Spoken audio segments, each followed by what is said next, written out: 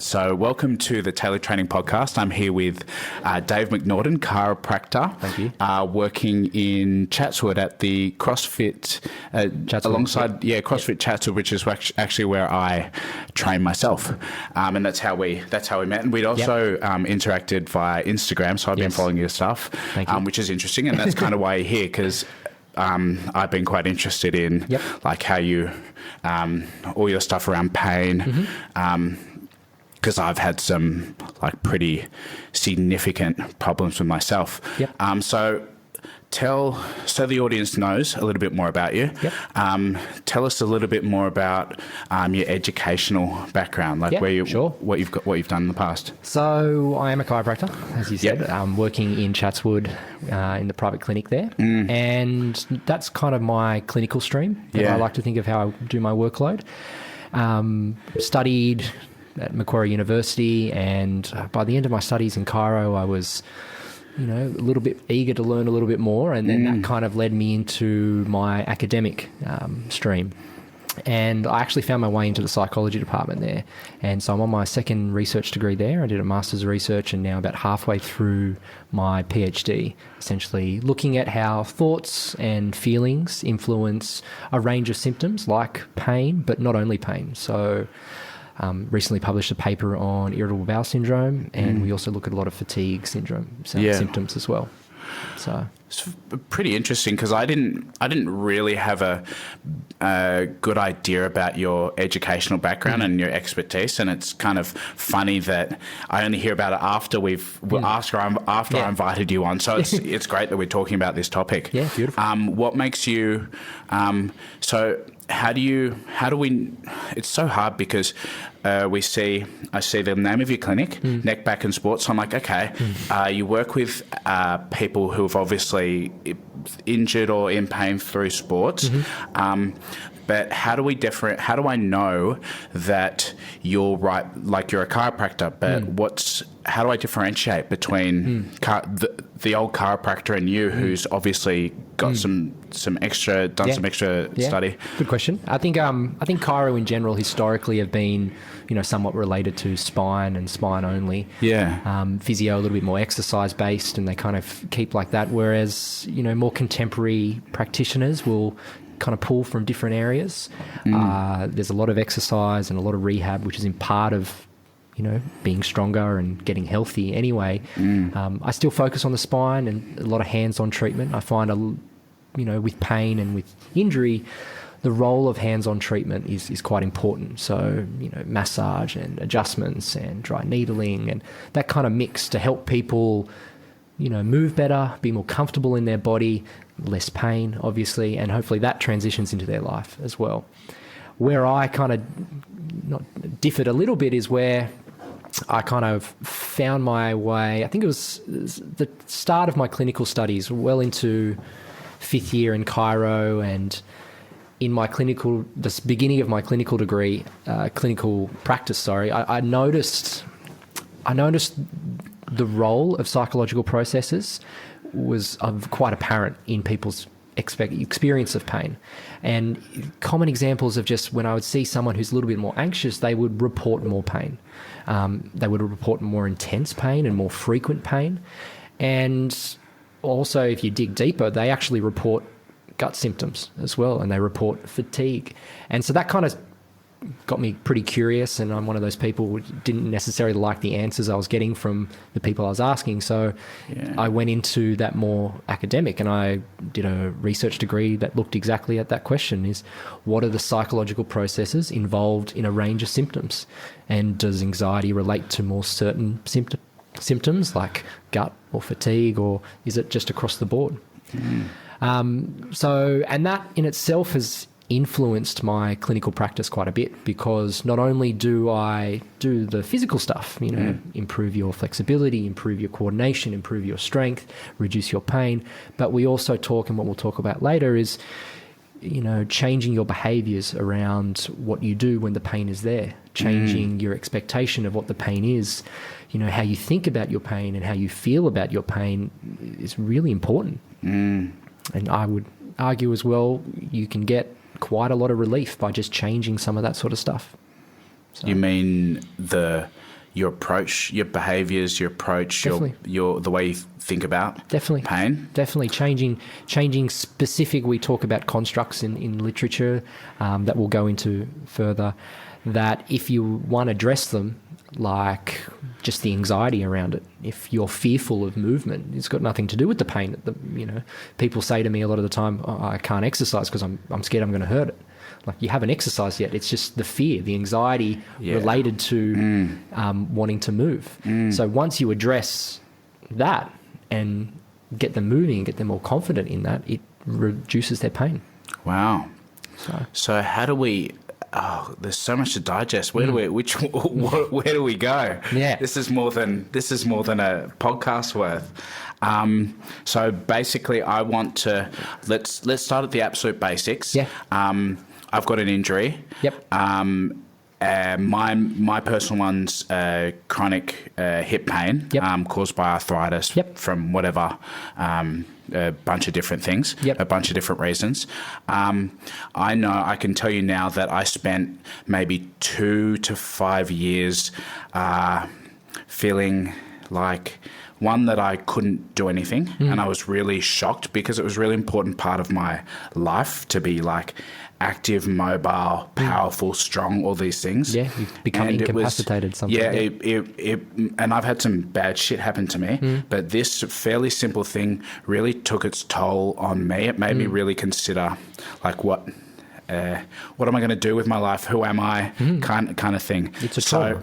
And I spent more than 2 years limping around, really struggling to get out of the car, get up, like out of a seat.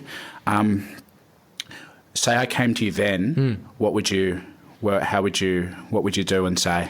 That's an excellent question. Then, so I think we can. Yeah. So I know it's a lot. It's a lot. So I think with this, it's important to start just with the definition of pain. And pain for a lot of people is very much tissue damage, or very much it's a biological process where it's not. Pain by definition is a sensory and an emotional experience. It's and it doesn't have to even be, there doesn't have to be tissue damage for someone to have pain. And we see that with phantom limb pain, where people don't have an arm, but they get pain in an area where they don't have. Right. And we see placebo responses as well. So the experience and the sensory and the emotional experience of pain can be manipulated. And we can show that quite experimentally quite a lot. Yeah. So if you came in to see me, I kind of, my framework with thinking is I look at 3 main kind of pillars. I look at the biological aspect first. So we talk about your hip. What's going on with your hip? How strong is your hip? How much can your hip move? What you want to do with your hip as well. So, if you're a power lifter and you want to continue to squat over 100 kilos, that's very different to the hip pain for the person who just wants to be able to get up out of a chair. So knowing where your hip is physically and where you want to take it is really important. From the physical part, we look at muscle tension, we look at pain sensitivity, we can look at alignment, all that kind of stuff as well. The physical aspect or the biological aspect of what's going on. If we needed images, we look at images and look at the degree of degeneration in the hip. So that's one aspect of what we look at. If you came to see me, we go through all that essentially. The second part is I like to talk about how you think about the pain, your feelings. If you have a history of psychological issues like anxiety or depression, because we know people with anxiety, depression, it may be related in another aspect of their life, they have more pain. And again, you can show this stuff experimentally as well, where you can actually have done some experiments where you make people anxious, or I think a really common one is what we call the Latier stress test, where you get someone up and you tell them, we're just going to do some tests. And then when they come in, you tell them, actually, no, this is a public speaking task and you're going to have to do a public speak for 5 minutes. and it experimentally stresses them out. Yeah. And then if you look at their pain tolerances, it's less. So when we're stressed or when we're anxious, or even if we're shown sad pictures, we can experience more pain than when we're not shown those pictures. So this relationship between our mind and our body is very strong. And I find, a lot of practitioners, we don't talk about this enough, that if you reduce their anxiety in one part of their life, it will reduce their pain. It can reduce their pain. So we look at, a number of things with how you look at your pain in terms of, as I said, reducing anxiety.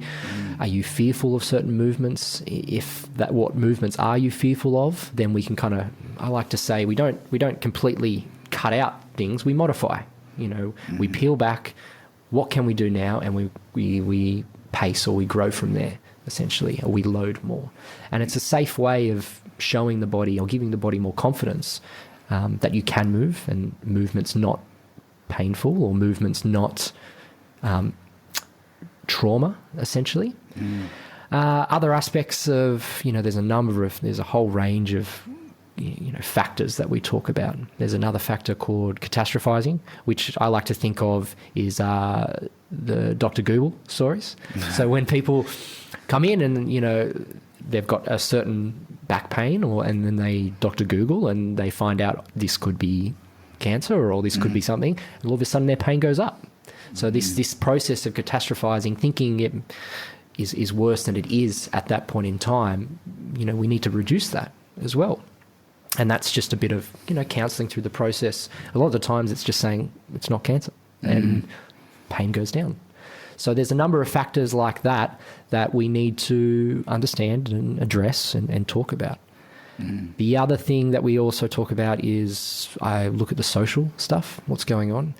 I always explain that pain is so incredibly complex, and whatever's happening at home or at work or in your financial circle, that can affect you physically. And it's really important that people understand that stress, that social stress that's occurring, can affect your body. There was a really good quote from an old English psychiatrist, and it pretty much goes into some of my research as well, which is why I kind of came across it. And he said, the sorrow that has no vent in tears may make other organs weep. So what it's trying to say is the body will find a way to kind of get things out, and pain or physical symptoms can be an expression of that. So it's the main thing I'm getting with all this is that pain is just not this single change in tissue. A little bit of inflammation or a bit of arthritis. It's this bigger picture that occurs, and we need to address. And usually people come in, it's very individualized, it's very tailored. Everyone's not the same in that picture. They take a little bit of this and a little bit of that, and we need to address that and find where they're at. So that's the kind of, you came to see me, that's where I start thinking is, what's going on, what's the physical, the biological part, what's the psychological part, what's the social part, what's this makeup of this person in front of me, and then how can things be improved? And it also leads into another point, and it kind of comes into more solution aspects as well, is that we like to focus on the negative as well with this kind of stuff, where, if you're sad, reduce your sadness, if you're anxious, reduce your anxiety. But people actually do a lot of positive stuff as well. We talk about having a good social network. People who have strong social networks do really well. So when they might be in pain, supporting or strengthening the positive stuff that they do is really important as well. Yeah. So it goes both sides. So it's a bit of what we call a positive psychology movement, where not only reducing negative aspects of psychology, but kind of supporting and strengthening positive aspects of what people do. Yeah. So how would someone differentiate between pain that they should take note of and pain that they should ignore? Yeah, it's a good question. Yeah. Pain is common in life, and you will never escape it. Like at one point, I think with back pain, 80% of all Australians will experience back pain. Like it's just, I view kind of simple or, these kind of aches and pains like the flu or like the cold. It's going to happen. More than likely you're going to get it. How you respond to it is really important. For a lot of people, I think back pain's a chiropractor, and that's what I kind of see the most. For a lot of people with back pain, it will get better quite quick. Within 4 to 6 weeks, you should be back to doing most things. The first week sucks. It's like a rolled ankle, like it's going to hurt. you know, we will manage the pain and get you through it. But usually most people, I think it's around 70%, will kind of get better quite quick. It's quite interesting, yeah. Actually. It's so dire. I think people think like when there's back pain, it's like... Well, you're not used to it, and all of a sudden it's stopping you from what you're doing. It's, you know, pain is it's important evolutionary because it stops you doing things. This is bad for the body at this point in time, so I'm going to make it hurt and not feel good. So at that point in time, you know, it's a good question. When should you seek help, or when should you take notice of things? And that's I think there's a bit of complexity in that kind of stuff. But if things are persisting, if things are really stopping you from doing things, you know, it's almost like you can't bear it. You know, if there's other symptoms involved as well, we still need to think about the biological, if you're getting nerve symptoms and, you know, that kind of stuff. And, you know, you need to seek help for that. But I think the concept of if you have pain, it's bad all the time is not necessarily true. Pain will fluctuate depending on a number of reasons. I think the stressing that it's much more complex than if pain, then avoid. Yep. Because that's when I went through my process with my hip. I went to my sports doctor he's a fantastic doctor and he's been my doctor for years. And he kind of gave the if pain, then avoid, which is easy. It's quite safe thing to do, but it was not right for me, both physically and emotionally. It wasn't the right advice to give me. So you look at athletes if they're told that as well. So if you look at someone who's getting paid $100,000 to play a game and they're told you can't play that game, like a little bit of pain, they're like, oh, well, I'll do it. So you know, you can get through it. There's ups and, you know, there's pros and cons with this kind of stuff. This is where I come back to, I don't like saying don't do it. I'm saying let's modify, let's change, let's reduce for now, but build up in the long term.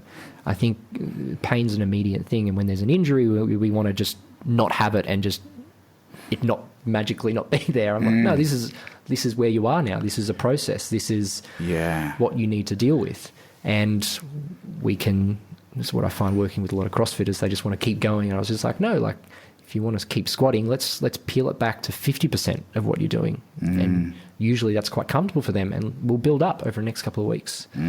I like to use the Goldilocks analogy. It's kind of activity pacing, not too much, not too little type thing. And you slowly build. Start, and it's where it's important having a goal as well, so you know where you're working towards. Yeah, I think I had a shoulder stinger recently. I didn't tell anyone about it because I was like, nah, it's nothing, don't worry about it. And didn't do anything for a week or two, and then just kept going into the gym, just re-entering it. I was just, damn, I did it again. I just get overexcited. And I know it's not for me, it's not a big thing, but I just that really simple pattern of my new belief is like, not get through the pain, it'll go away eventually, but I've probably overcooked it with my shoulder. It goes, as I said, there's pros and cons. It goes both ways. If there's, you know, I think a lot of this sort of stuff, some people take the two ends of the extreme. It's either, you know, the pain's there, I need to stop everything, or if there's pain, I can just keep going and do everything I want to do. So that's like two ends of the spectrum. So you need to find that balance. That and you know, it changes with certain things as well. It's not a static process. When a new injury, or you know, if you roll your ankle, like, you got to deal with that rolled ankle. You can't just imagine that the rolled ankle isn't there. Type of thing. Same thing with the back. And with the stinger, maybe all it took was just actually let's just back off, listen to my body for a little bit, get the strength back. If I need some help, get some help, and we can build back up into that where I want to be. I actually have this conversation quite a lot with patients where they're CrossFitters a lot, I find as well, for some reason, where they want to maintain that level of load and push that kind of boundary in terms of how much they're lifting in their weightlifting and stuff like that, where a lot of the time it's just we need to peel back, work on some fundamentals a little bit more, get a bit more mobility or get a bit more coordination, and then build that strength back up on top of that. It's more of a foundational type thing. So it's really interesting. A whole lot of like amazing information. can you let's try and condense this into like a couple of key points, takeaway points for people who are in pain who want to either return to exercise or just live a better, more comfortable life. Yeah. What can you give and tell them? Oh, it's I'd be a very rich man if I could give you. If I could.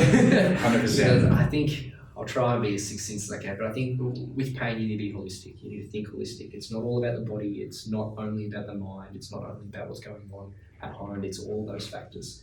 So you need to figure out what parts of that, of the puzzle, that are influencing your life and your pain, and you need to address that. It's like a journey. You need to kind of learn how to kind of go through that process. I find treatment and having a good practitioner just kind of speeds that up. They're like a catalyst for that kind of process to occur. But the person needs to kind of figure out, actually, I am really stressed and anxious. That does affect my pain. How about I reduce that, and my pain will probably go down as well. The other thing is, we were talking about chronic pain and acute pain. They're two completely different beasts, and they get treated differently as well. So not all pain is the same. Does that make sense? Yeah, 100%. So what approach we take, especially with chronic pain, is, as I said, quite a holistic approach is really important. The other thing I would also say is be confident that you can do things. As you said, you can get quite incapacitated with the pain, and it's kind of affecting your life. Be confident that you can actually do. There's a lot you can do. Individually, it doesn't need to be a surgery or an injection or an adjustment or a pill. There's a lot you can do in terms of stretching and exercise and meditation and just social, like just speaking to people. You find other people have similar issues as well. So that's awesome. No worries. Yeah.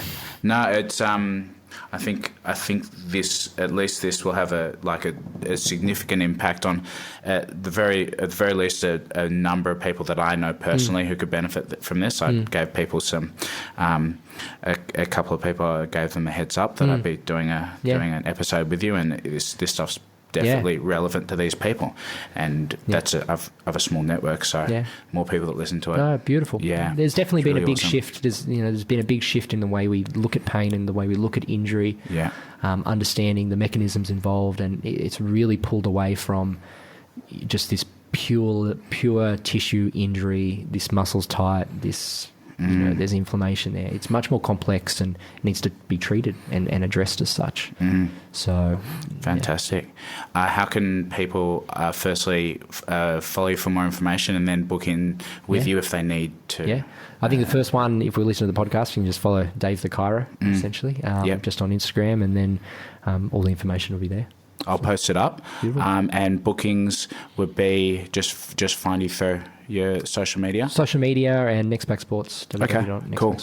And types of any type of musculoskeletal injury you're happy to work with? As I said, I do a lot with, I'm a chiropractor. I do mainly musculoskeletal issues. But what I've niched with my clinical and my academic work is, persistent stuff. Things that, if these conditions that are persisting, they're not getting better, something needs to change, that's where I kind of come in and just look at everything and be like, look, this is the direction we may need to go. So those more persistent chronic pain issues. So especially. Fantastic. Thanks so much, Dave. Pleasure. I'm sure they will enjoy it. Cheers. Thanks. Thank you.